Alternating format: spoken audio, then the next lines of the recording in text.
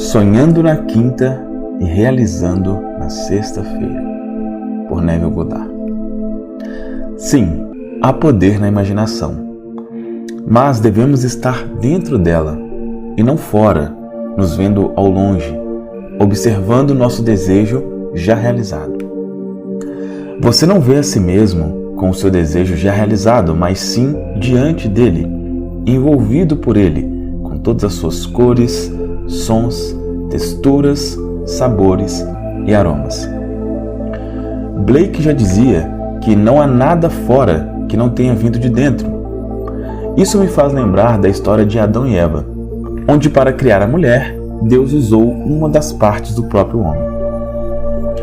O segredo da criação jaz no segredo da imaginação, pois é da imaginação que surge todo o reino da matéria. Devemos entrar na imagem do desejo realizado, como se entrássemos dentro de nós mesmos e habitássemos sob o útero. E quando o que está fora combina com o que está dentro, um terceiro elemento se forma em resultado dessa união. Eu estava a caminho da costa leste quando resolvi parar em Chicago para visitar alguns amigos. Meu anfitrião estava se recuperando de uma doença grave e o seu médico o aconselhou a se mudar para uma casa com quarto no primeiro piso. E assim ele fez. Mudou-se para uma casa com apenas um piso. E isso lhe trouxe um outro problema, pois sua casa de 3 pisos tinha sido colocada à venda e ainda não havia aparecido ninguém interessado em comprá-la. Quando cheguei para visitá-lo, o encontrei deprimido. Então, vi uma oportunidade para lhe falar do poder da imaginação, para ele e para a esposa. Contei-lhe sobre a história de uma mulher muito conhecida em Nova York, que foi me consultar sobre uma questão quanto ao aluguel do seu apartamento. Ela mantinha um apartamento e uma casa de campo em uma bela cidade, mas precisava alugar o apartamento enquanto ela e sua família passavam o verão nessa casa de campo. Essa história também foi contada no meu livro, Poder da Consciência, no capítulo 23.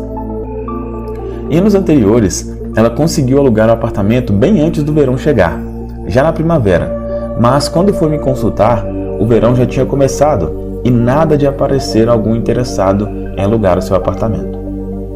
Mesmo que ele estivesse sendo oferecido por uma grande imobiliária, continuava vago. Eu disse que se a solução que ela buscava era ver o seu apartamento alugado, deveria ver esse resultado em sua imaginação. Em menos de 24 horas depois, ela me ligou para avisar que havia aparecido alguém interessado em alugar o seu apartamento. Expliquei ao casal que estava me recebendo em sua casa como essa senhora havia conseguido materializar essa assunção. Por sugestão minha, ela foi deitar naquela noite na cama do quarto em seu apartamento, imaginando que, na verdade, estava se deitando na cama do quarto da sua casa no campo. Trocava tudo o que via ao seu redor pela imagem que estaria vendo se estivesse de fato no lugar que queria estar, sentindo o ar fresco do campo e tudo mais que fosse peculiar àquele lugar. E assim adormeceu, sentindo a realidade daquela sua nova assunção, daquela nova situação que ela assumiu como real para si. E não demorou para que isso se tornasse de fato uma realidade. Foi preciso apenas uma noite para sua assunção assumir forma no mundo de César, no mundo da matéria. Ela fez essa meditação antes de dormir pela primeira vez e única vez numa quinta-feira, e já na sexta-feira recebeu o telefonema da imobiliária, dizendo que tinha alugado seu apartamento a um senhor distinto, o qual possuía todos os requisitos estabelecidos para ela ocupar o seu imóvel. Sugeri ao casal de amigos que fizesse o mesmo que essa mulher, que fossem dormir imaginando que já estavam na sua nova morada, pois já tinham vendido a sua atual, no caso, antiga casa. Eles não podiam se ver na nova casa à distância, mas como se tudo já estivesse ao redor deles. E por entrar na imagem, essa se faria presente em seu mundo material, pois o que vem para esse mundo físico depende do que observamos no mundo imaterial de nossa imaginação. De novo, o que vem para esse mundo físico depende do que observamos no mundo imaterial de nossa imaginação. O homem é todo imaginação e deve estar onde a sua imaginação está. Você já deve ter me ouvido falar isso. O casal não aceitava bem esse conselho, mas garantia a eles que, se assim fizessem, comprovariam para si mesmo os efeitos. Fui embora da casa deles naquele mesmo dia e, na noite do dia seguinte, recebi um telegrama deles me dizendo: a casa foi vendida. Uma semana mais tarde, recebi uma carta deles contando que, no dia que parti, já colocaram em prática a assunção de dormir como se já estivessem em seu novo lar. Só após ser imaginado é que o evento pode, de fato, acontecer no mundo dito real. Usei a palavra dito real porque o mundo da matéria não é mais real do que o mundo da imaginação. Na história que vou contar a seguir, veremos como a senhora MF mudou o foco de sua imaginação para entrar fisicamente no mundo que havia imaginado. Ela e seu marido, logo após se casarem, decidiram que queriam viver por um ano na Europa. Parece um objetivo até fácil de ser realizado, mas não para eles, que tinham poucas condições financeiras na época.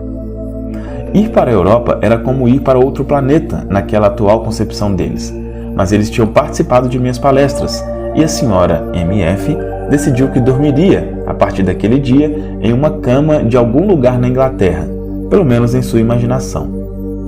Mas por que Inglaterra? Porque ela havia visto uma imagem na TV do Palácio de Buckingham e tinha se apaixonado por aquela visão. Ela chegou a imaginar de pé, em silêncio, frente àqueles portões altos do palácio, agarrando as grades do portão com tanta entrega que chegava a sentir a textura áspera do metal frio. Por muitas noites sentiu-se feliz por estar na Inglaterra, em sua imaginação, e adormecia com esse sentimento. Tempos depois, o marido dela conheceu um europeu que foi determinante para que ele conseguisse uma bolsa de estudos numa grande universidade da Europa.